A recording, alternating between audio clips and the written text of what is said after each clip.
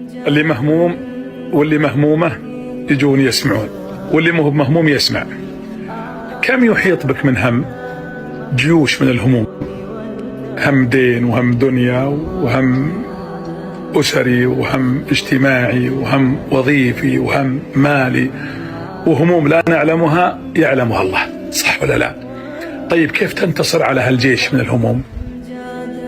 إذا أتتك جيوش الهم غازية فبالصلاة على المختار تنهزم. أعظم سلاح يبدد الهموم ينصرك عليها كثرة الصلاة على النبي صلى الله عليه وآله وسلم. شوف، إذا كانك سعيد ستسعد، وإن كنت مهموم وأنت موقن بما تقول سيزول هذا الهم.